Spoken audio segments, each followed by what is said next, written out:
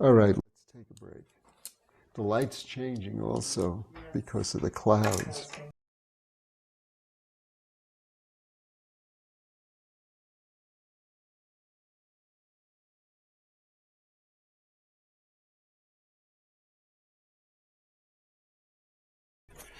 All right.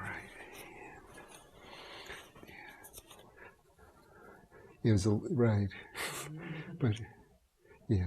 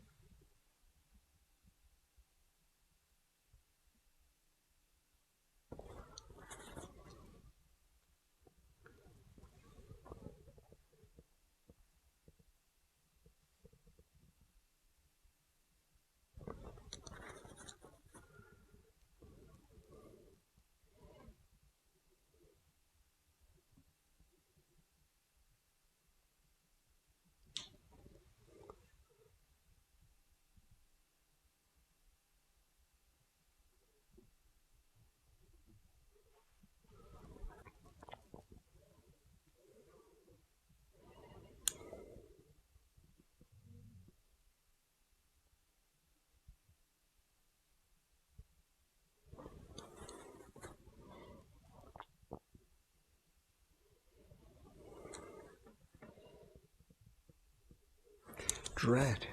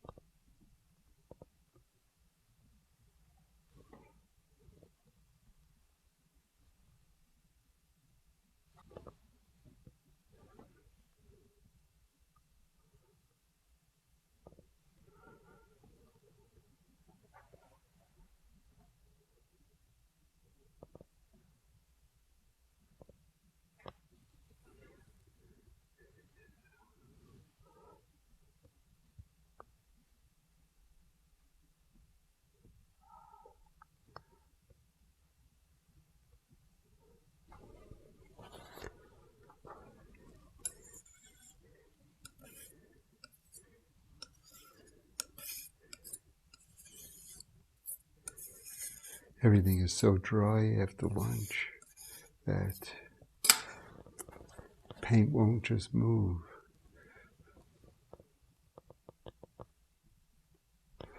This is whole muscle mass in here.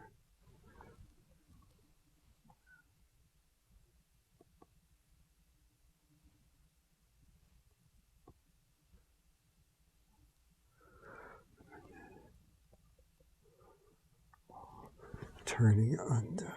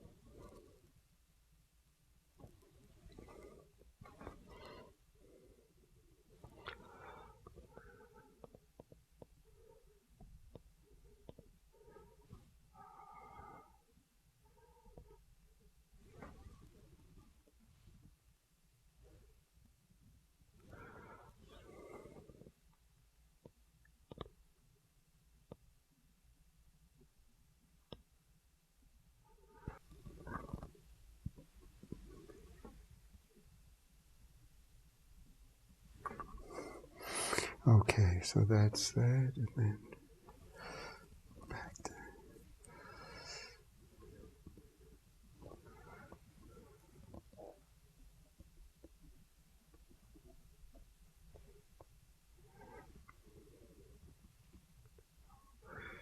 Oh, I know it. This, that's what it is. This has a little more light on it in here.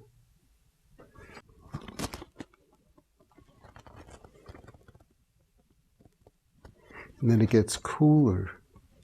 It gets cooler as it goes back in here. So this is a little cooler on this plane into the thigh. Just slides back like so. It comes around. More light.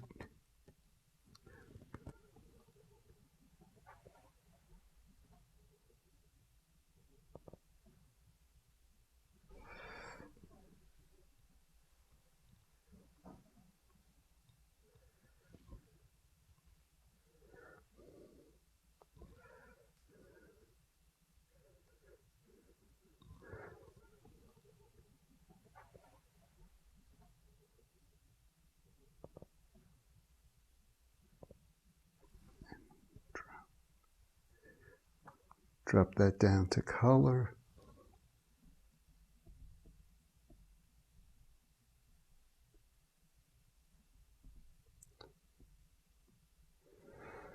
Okay.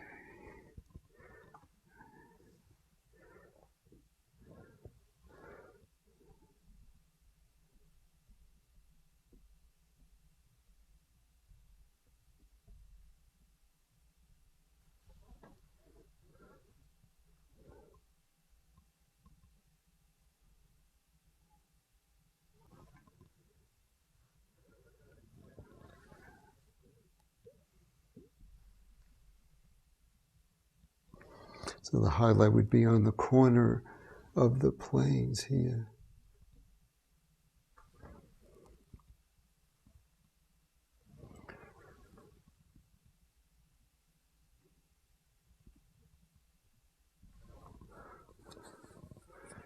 So this inside plane would actually be a little bit cooler, less colorful. Oh, there it is. Like this, be a repeat of getting this cooler stuff with color, also resolving finally into color down here.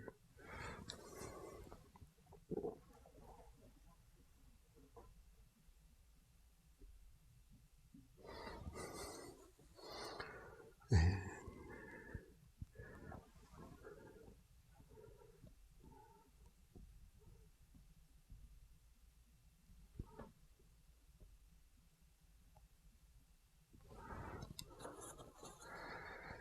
okay.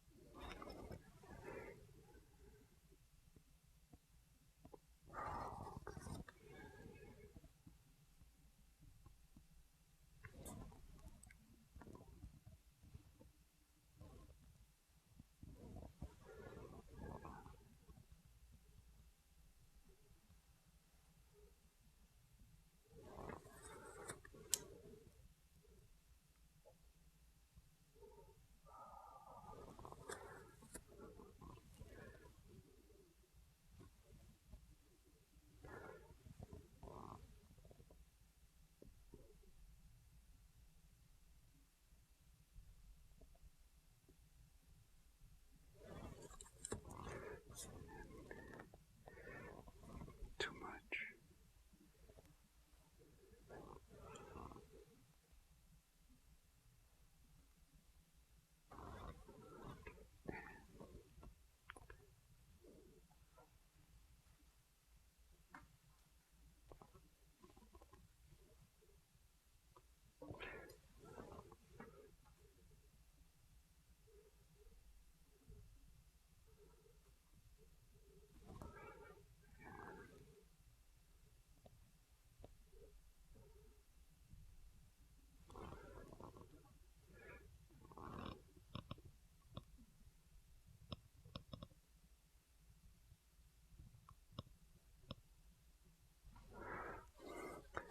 And then it's a question of which leg, which gets more light on it.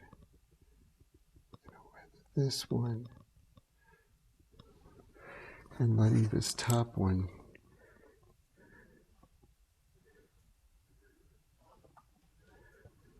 get darker quicker.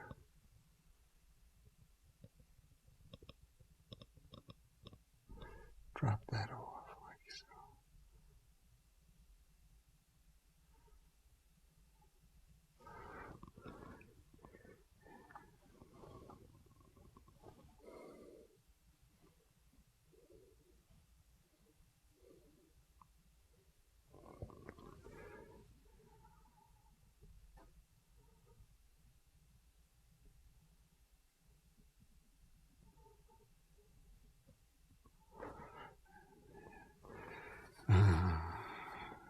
Drawing.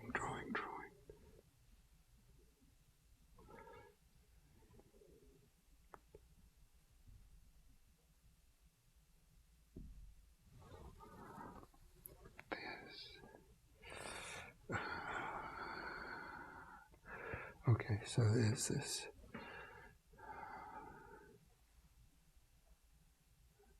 Sartorius comes in there.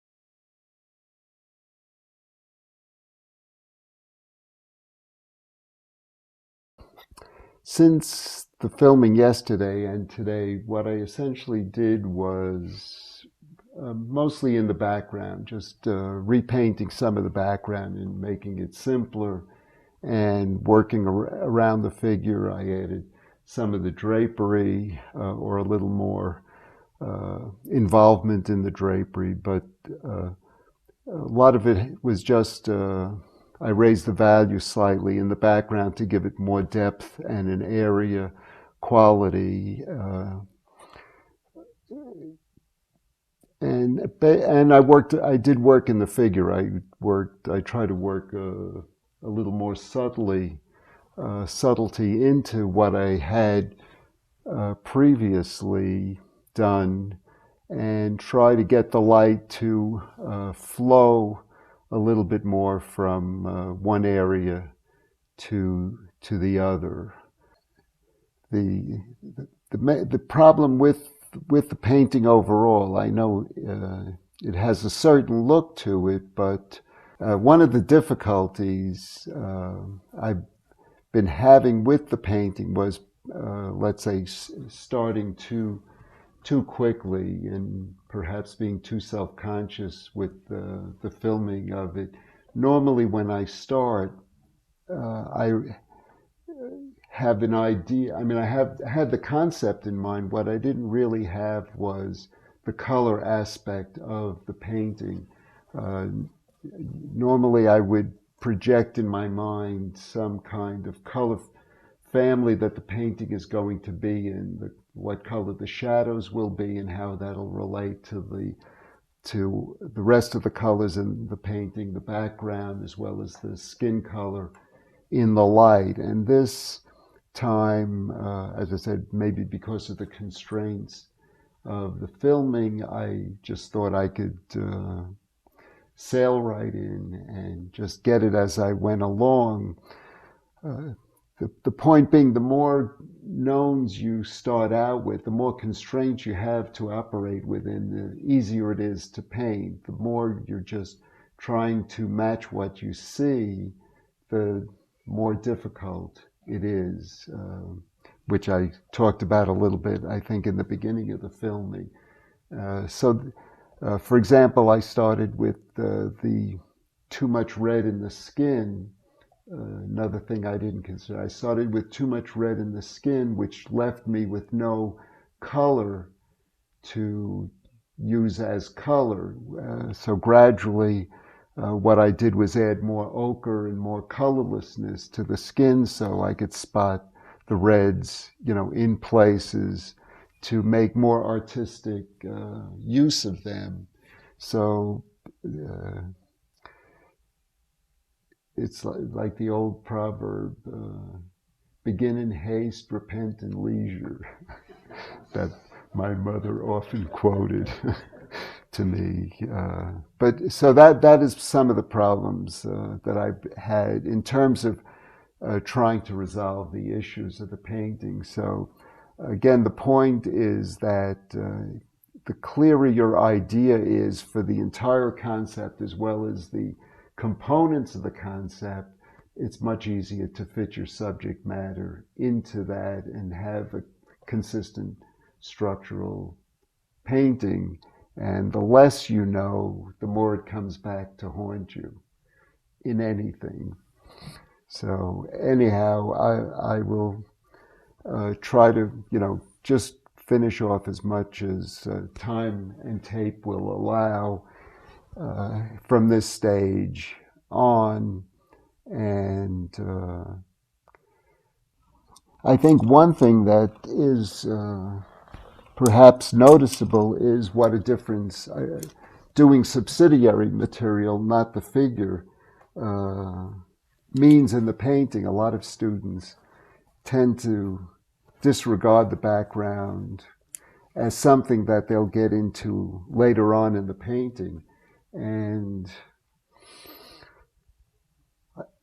overlook the importance of the background in terms of the overall painting and what effect the background has in the overall painting, not only color-wise, but just in having a nice, quiet background. Also that it adds more reality to it. It's just like whatever the drapery or whatever is happening in the background gives the figure that much more a sense of being in a place, which adds to the figure itself. So each part of the painting is important. So I said, since I've been painting the background already, I'll start again trying to keep going with the figure and keep it, trying to interpolate the unity that I was just speaking about. So the red is just a little bit into the ochre, so it's not too noticeable, but that it's not just yellow in one place and red in another. You have one feeling of the color family, and as I say, it has to have an overall unity to it. So it can't just divide into two separate cool colors. It could be cool and warm, but it can't be just red in one place and have nothing to do with what's happening in another place. So also I'm going to just try to keep enhancing the light slowly in this area and using some background color for a cool color here. Is the paint that you did yesterday on the figure dry now? Yeah, this is all, everything is dry.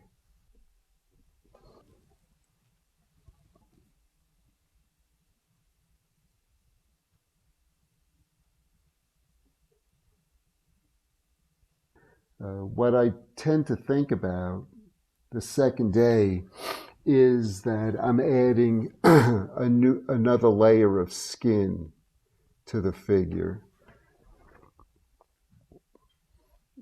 Since I think we have seven layers of epidermis, so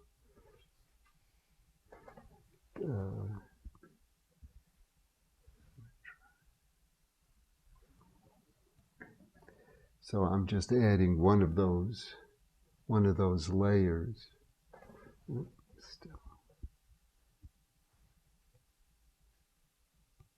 Is it this layering that creates that translucent appearance of flesh? Translucent appearance of flesh? The layering? Yes. Not really. I think what adds it is more just what you select to put into the painting more than how you do it. It's just how you view what you do.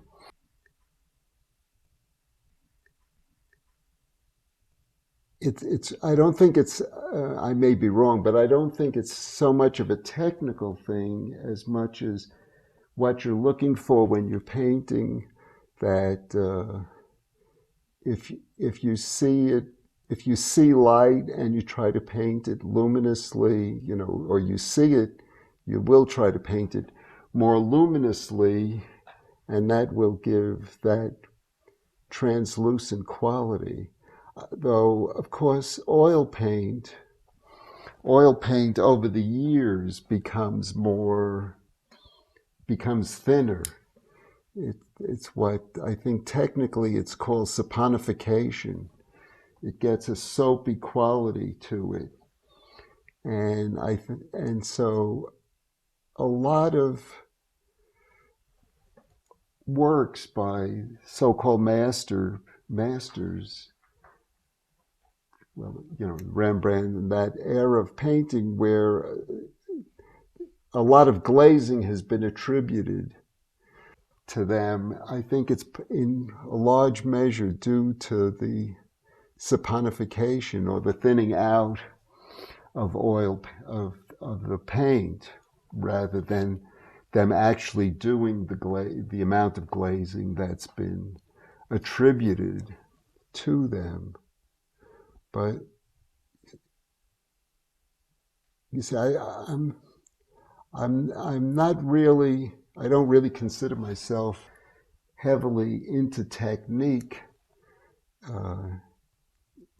in painting, because I just don't think of what I do as being or myself being heavily invested in technique.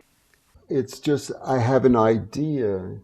My technique is based on having an idea of what I want to have happen, and then working on the painting until that in fact happens, rather than though, I mean, of course, in some measure, this painting, which has been something of a struggle for the reasons I've just related, you could say it's almost, I've got it on muscle more than on technique more than anything else. But I don't really consider myself a technically minded. But if I have an idea of what I want to get, I can work at it till it takes place. It's just seeing it a particular way that enables me to find eventually the way to do it, the way to accomplish what I'm seeing.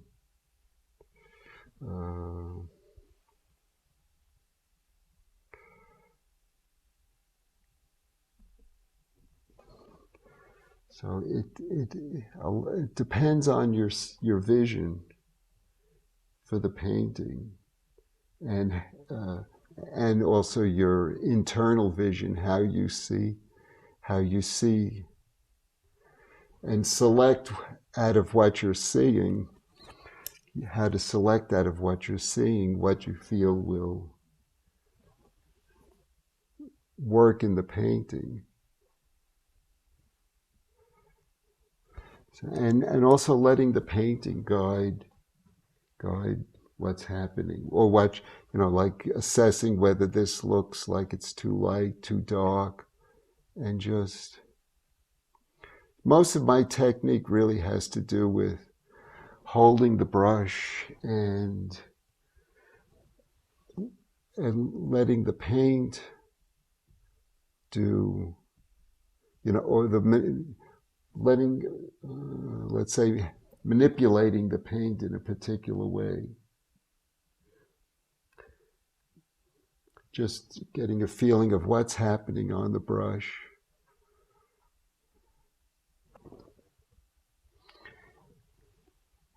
And it's just teaching myself how to use paint in a particular way, more than anything else.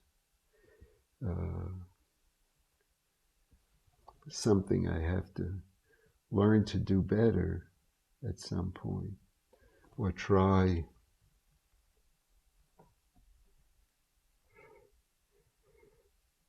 I mean, and of course, along with it, a certain understanding of how paint works, how edges work, just how the different technical so-called aspects of the painting work, why they work.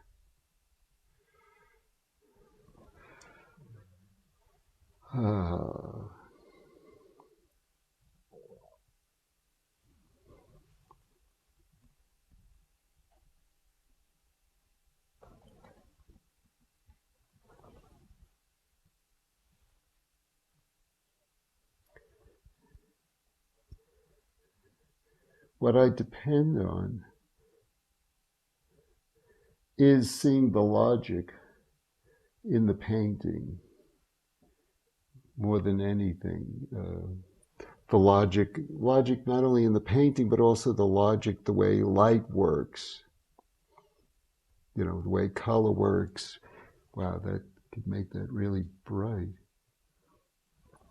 And if I can't get to that point, then it's always difficult for me to paint. So it's seeing the visual logic of what I'm doing, subject matter wise, paint wise. So a lot of many times you're painting, especially when you're finishing a painting, you're finishing without anybody around. The model isn't there. Wet all this up again. So you really